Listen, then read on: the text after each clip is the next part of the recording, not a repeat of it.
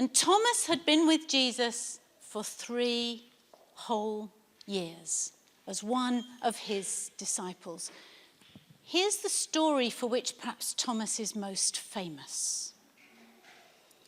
Thomas had not been with the rest of the disciples on Easter Sunday. He had missed everything. The disciples told Thomas that Jesus was alive and that they'd seen him. But Thomas could not believe them. He'd seen Jesus' dead body, and no one could persuade him that a man could be alive after a death like that. Thomas explained that he'd have to see the marks of the nails on Jesus' hands and feel the gash in his side where the Roman soldier had checked that Jesus was dead with his spear in order to believe. A whole week later, the disciples were together, and Thomas was with them. They were in a locked room because they were still very frightened of the Jewish leaders. All at once, Jesus was standing in the room with them. He looked directly at Thomas and told him that he might touch the nail marks in his hands and feel the place on his side where the spear had hurt him. Jesus lovingly told Thomas to stop doubting and believe. Thomas was overcome with happiness, but he was also ashamed of his doubt.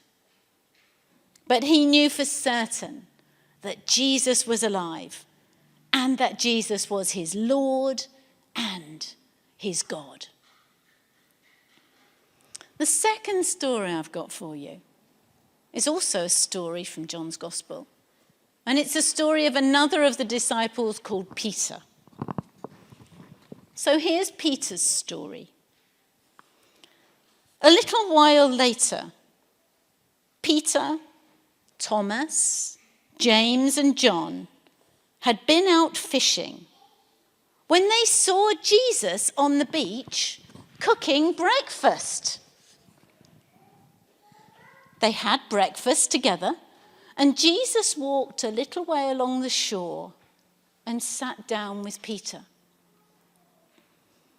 Jesus asked Peter if he loved him.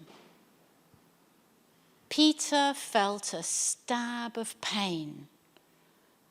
He couldn't forget how he had denied knowing Jesus just before he died. Peter was ashamed of himself.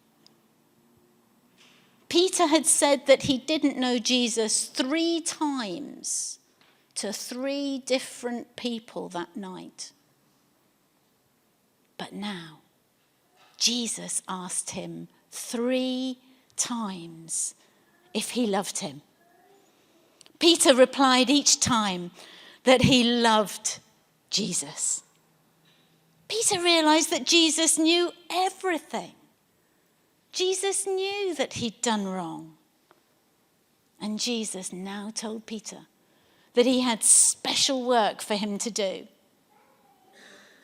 Peter knew that he was completely forgiven, and Jesus was going to trust him to work for him once more. Thank you, Hilary.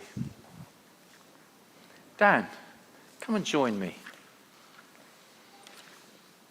So we've just heard about 2 of Jesus' followers, Thomas, who couldn't believe unless he'd seen the wounds in Jesus' body. And it was like not believing was holding him back.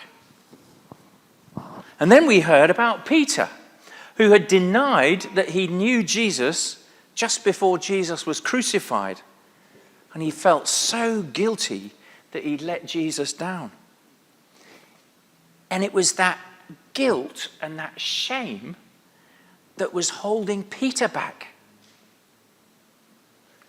Now, today, Eva is going to be baptized. She's so small and so gorgeous. And when we look at her, we can't help ourselves thinking about all the potential that is in her life. And we don't want anything to hold her back from fulfilling everything that she is here on this earth to fulfill and to do, and to fulfill her potential. Now, this is for everybody, but questions of what holds us back in our faith or in our understanding about God are very, very important. Now, Peter was forgiven by Jesus, and Thomas became a total believer. So did you hear what happened to Peter and Thomas? And can you see how kind Jesus was to make sure that nothing Peter had done would hold him back, and nothing about what Thomas believed would be allowed to hold him back? Yes, I think they're amazing stories, but how can they help me? Well, the truth is that Jesus is still the same today. He's still kind. He still wants us to fulfill everything that we can do. Those chains are holding you back. The amazing thing is, he can forgive you totally about everything that you've ever done in the past. And he can help you to come to believe totally about him. And that weight that you feel round your neck, you can put off. And he can show himself to you so that you can believe that he's able to give you real peace in your heart. All you have to do is give to Jesus all those things that are holding you back, all your doubt, and ask him to set you free. And he is so kind that he will. So where do I put it? Well, when Jesus came and he taught, he said, repent. And what repent means is turn around or change your mind. So those things that direction you've been going in, you need to turn around and go in the opposite direction. He will take it away. And his cross is where you put all the rubbish and all the things that hold you back in your life. He'll take it away. Jesus lived without sin. He never did anything wrong. And it's because he was the one that died on the cross that he can take everything of your rubbish and take it away from you so that you are set free. So if you trust him, you can take those chains and put them at the foot of the cross. That's amazing. Count me in on that. I'm going to do just that.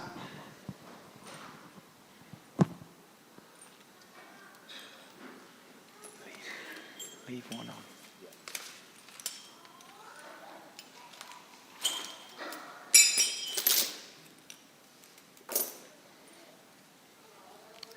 The cross stands above it all. The cross is the solution for our problems.